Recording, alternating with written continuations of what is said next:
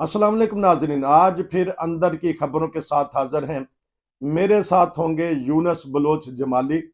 आज दो चार खबरें हैं, पहले वो खबरें बताएंगे, फिर उसके बाद अगर नफातुल्लाह हम तबसरा करेंगे। जी अस्सलाम वालेकुम। वालेकुम अस्सलाम वरहमतुल्लाह वबरकातुह। कोई आज की खबरें बताइएगा, इस जंग के हवाले से आजकल पूरी दुनिया में खबरें नशर हो रही हैं। जी।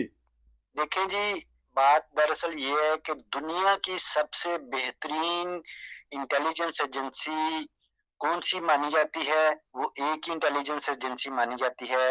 नंबर एक पर है अमेरिका की जी। इंटेलिजेंस एजेंसी, उसका नाम मैं यहाँ पर नहीं लूंगा। ठीक है। इसी तरह इसराइल की इंटेलिजेंस एजेंसी जो दोनों के साथ मिलकर काम करती है, जी। ये नंबर दो पर है। इनको इस हमले की खबर ही नहीं हुई।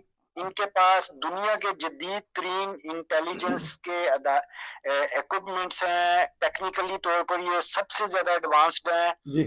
उसके बावजूद इनको कुछ पता ही नहीं चला। जी। ये बिल्कुल गलत बात है। अंदर की खबर ये है कि हमले से 3 दिन कबल हम्म। ऑफिशियली तौर पर इनको वार्न कर दिया गया था, खबरदार कर दिया गया था एक उनके हमसाया मुल्क की खुफिया एजेंसी ने। अच्छा। और वो हमसाया मुल्क कौन सा है जिसके साथ इनका बॉर्डर लगता है? ठीक। वो मुल्क है मिस्र। ठीक। मिस्र ने इनको 3 दिन पहले वार्न कर दिया था। अच्छा। जो लेकिन हमास के हमले से पहले नाजरीन ये खबर दी जा रही है कि 3 दिन पहले इजिप्ट ने, मिस्र ने इसराइल की हुकूमत को खबरदार कर दिया था कि कोई ना कोई यहाँ हमला होने वाला है। जी आगे। ये बिल्कुल, और उसके बाद इन्होंने उसको बिल्कुल दरखुर्दे इतना समझा, उसके ऊपर कोई कान नहीं धरे हम्म। और ये हो गया। अच्छा। या दूसरी तरफ दुनिया ये भी कह रही है कि इन्होंने उनको खुद आने दिया है, अच्छा। इन्होंने उनको खुद सहूलतकारी दी है। ठीक।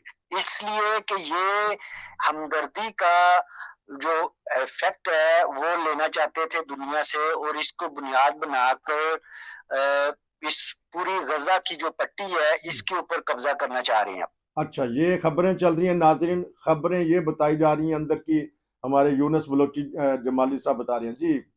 अच्छा, इसके अलावा हम आपको ये बता दें कि ये जो खबर थी इसके ऊपर इन्होंने जब अमल नहीं किया, अब इस वक्त की ताजा तरीन सूरत हाल ये है कि इसराइल के अंदर इस बात की इन्वेस्टिगेशन हो रही है। अच्छा। इसके ऊपर कमीशन बैठ गया है, और वो उन फौजी एजेंसियों से जो इस मामले में उन्होंने इस खबर को कोई रिएक्शन नहीं दिया, कुछ बताया नहीं, उसके ऊपर कमीशन बैठ गया हुआ है, इंक्वायरी हो रही है। और ये खबर आपको बाहर कहीं नहीं मिलेगी, लेकिन ये 100% पक्की खबर है कि अंदर उनकी इंक्वायरियां चल पड़ी हैं। अच्छा। क्योंकि नेतन्याहू जो वजीर आजम हैं इसराइल के, उन्होंने इस वक्त एक वार कमेटी बनाई हुई है। अच्छा। उसके अंदर अपोजिशन वाले भी उनके साथ शामिल हैं। अच्छा। और बुनियादी तौर पर वो ये चाह रहे हैं कि सारे मिलके इस गजा की जो पट्टी है इसको पूरा इसराइल के अंदर शामिल कर लें। और उनके जो फार्मर एडवाइजर्स हैं वो टीवी के ऊपर आकर सरेआम ये कह रहे हैं कि ये जो 2.2 मिलियन फलस्तीनी हैं जिनको वार्निंग दे दी गई थी 4 दिन कबल, 5 दिन कबल, जी। कि आप लोग ये इलाका नॉर्थ का छोड़ के साउथ में चले जाएं। और वहां साउथ में क्या है जी, वहां पर वो मिस्र का बॉर्डर है और मिस्र के ऊपर प्रेशर डाला जा रहा है कि आप बॉर्डर खोलो। ये जो 32-33 लाख लोग हैं इनको यहाँ से जबरी बेदखली हम कर रहे हैं, तो इनको समेटे। तो अच्छा। पहली बात तो ये है कि मिस्र क्यों करे? ठीक। मिस्र के पास अपना कानून है, और फलस्तीन वाले अपने घर से उसी तरह बेदखल होंगे जैसे 1948 में किए गए थे। अच्छा, ये जो कमीशन बैठा है, ये अदालती कमीशन है या उनका अपना हुकूमती कमीशन है जिसने इन्वेस्टिगेशन कर रहे हैं कि ये लड़ाई क्यों शुरू हो गई, क्यों हमला हो गया? ये दरअसल उनकी हुकूमत के अंदर से ही, उसमें फौजी भी शामिल हैं, ठीक उसमें है। उनकी जो खुफिया एजेंसी है उसके मेंबर्स भी शामिल हैं, और हुकूमत के मुख्तलिफ अदारे हैं, उनका ये बन गया और इंक्वायरी हो रही है। ठीक ठीक है। है। ये तो इसराइल में होगा, तो इंटरनेशनल तौर पे भी इस जंग बंदी के लिए कोई दबाव डाला जा रहा है? दबाव तो नहीं खैर पड़ रहा, लेकिन इसके रिएक्शन मैं आपको बता रहा हूँ कि कल अमेरिका में एक बड़ा ही अफसोसनाक किस्म का रिएक्शन सामने आया। एक 70 साल बूढ़ा आदमी ठीक ठीक है। ठीक ठीक। उसने एक 6 साल मासूम बच्चे को 26 छुरियों के वार मार के कत्ल कर दिया। हाँ, ये भी एक खबर आ चुकी है नाजरीन। हम वो खबर दे रहे हैं जो टीवी पर या मीडिया पे, प्रिंट मीडिया पे आ जाती है। अमेरिका से अफसोसनाक खबर ये चल रही थी कि वहाँ एक मालिक मकान ने अपनी किरायादार को सिर्फ इसी बेस पे कि वो फलस्तीनी है कत्ल कर दिया। वालदा उनकी बच गई। बहरहाल सदर जो बाइडेन ने तो इजहार अफसोस किया, इसके बारे में क्या कहेंगे? देखिए, ये इज़हार अफसोस सिर्फ ऐसे है कि ठीक। घुंघरूओं पर से मिट्टी झाड़ना।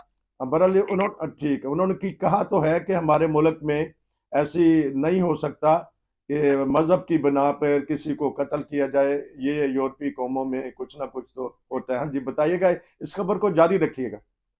जी। कहाँ वाक़या हुआ था? अच्छा, ये इलिनोर एक रियासत है, वहां पर ये वाकया हुआ था और इसकी अभी मजम्मत भी हुई है। अब देखने वाली बात यह है कि क्या ये मासूम बच्चा जो है ये ट्रिगर करेगा इस पूरी दुनिया में इस कैंपेन को, कि जिसमें इस वक्त सब तरफ से ये आवाज आ रही है कि ये जो मसला है इसराइल और फलस्तीन का, इसका एक ही हल अभी नजर आ रहा है। चाइना ने भी ये कह दिया है, ईरान ने भी ये कहा है, ये लावाजी जॉर्डन ने ये कहा है और मुख्तलिफ ममालिक ये कह रहे हैं कि 2 रियासत का हल है ये। हाँ जी, दो रियासती यानी 2 मंसूबा है। रियासतें बना दी जाए, हाँ एक जी, इसराइल की, एक फलस्तीन वो की। है भी, लेकिन पुरअमन तरीके से इसको दोबारा जल्दी से जंग बंदी की जाए ताकि ये आग फैल ना जाए। ये नहीं, दुनिया देखिए, आप कह रहे हैं दो, वो हैं फलस्तीन की इस वक्त कोई रियासत नहीं है, कोई हुकूमत नहीं है।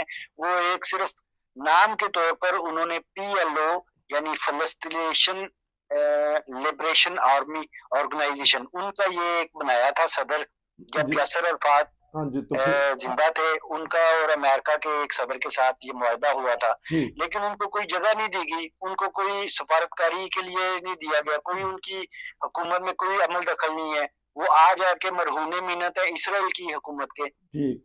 तो ठीक है। अच्छा। उनका स्पेसिफिक कोई जिसे ग्रेंजे कहते हैं, कोई हद मुकर्रर नहीं की गई।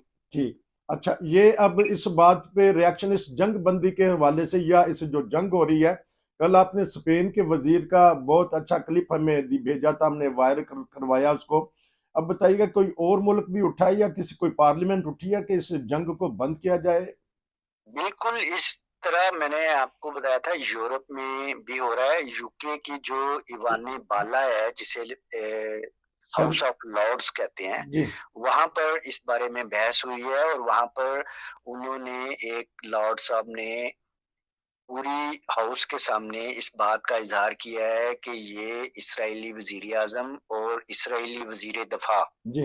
वो टीवी के ऊपर आकर पूरी दुनिया की मीडिया के सामने इस बात का इजहार करते हैं कि हमने गजा की ये पट्टी को सीज कर देना है, इनको वाटर नहीं मिलना, इनको इलेक्ट्रिसिटी नहीं मिलनी, जी। इनको कोई आने जाने का, इनके रास्ते बंद कर देने हैं। और ये क्या होता है, ये जी। जंग के दौरान अगर ऐसा किया जाए तो ये जंगी जुराइम में शामिल होते हैं, ये इंटरनेशनल कवानीन के तहत ये वार क्राइम्स में शामिल होता है।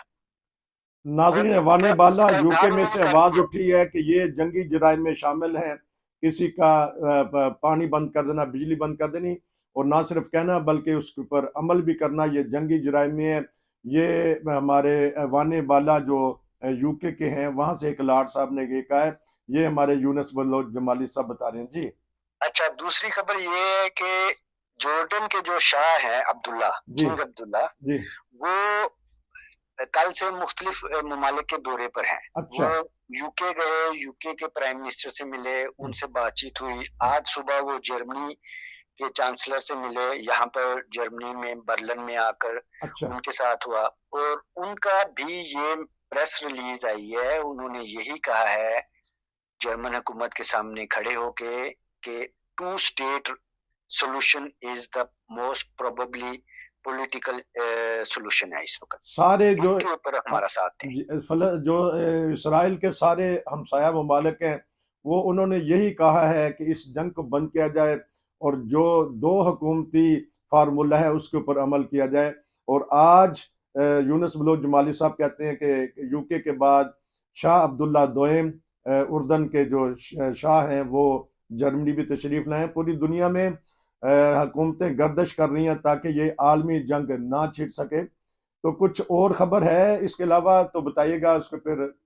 जी, इस वक़्त जब हम आपस में बात कर रहे हैं, ये प्रोग्राम ऑन एयर होगा, तो जर्मनी के जो चांसलर हैं, वो इस वक़्त इसराइल के दौरे पर रवाना हो चुके हैं। अच्छा, ये नाज़रीन आपको खबर दी जा रही है कि जर्मनी भी चाहता है, क्योंकि पुरअमन मुल्क है, इन्होंने 2 जंगें देखी हैं, कि किसी न किसी तरीके से ये जंग बंदी हो, ये फैल ना जाए, इसका फैलना इंसानियत की तबाही होगी।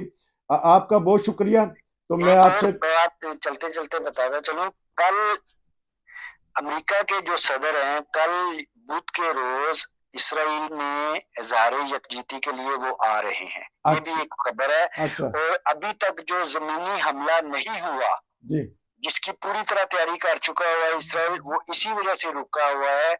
अंदर की खबर ये है कि आज जर्मनी के सदर ने चांसलर ने वहाँ जाना था हाँ, और कल अमेरिका के सद सदर ने आना है। उसके बाद क्या होगा ये आने वाला वक़्त ही बताएगा। इसलिए उन्होंने इस वक़्त तक ज़मीनी हमला रोक के रखा हुआ है। अल्लाह करे ये ज़मीनी हमला रुका रहे, कोई इंसानी अलमिया जन्म ना ले। दूसरा, बड़े-बड़े हुकूमती सरबराहान जिनके हाथ में ताकत है इस वक़्त चलाने की, वो उस ताकत से उनको डरना चाहिए। बहरहाल किसी तरीके से जंग नहीं होनी चाहिए। यही हमारी कोशिश है, यही हमारे तबसरे होते हैं। बहुत शुक्रिया आपका कि आपने अंदर की खबरें दी। फिर मिलेंगे, नसीर को इजाज़त दीजिए। अस्सलाम वालेकुम। वालेकुम अस्सलाम।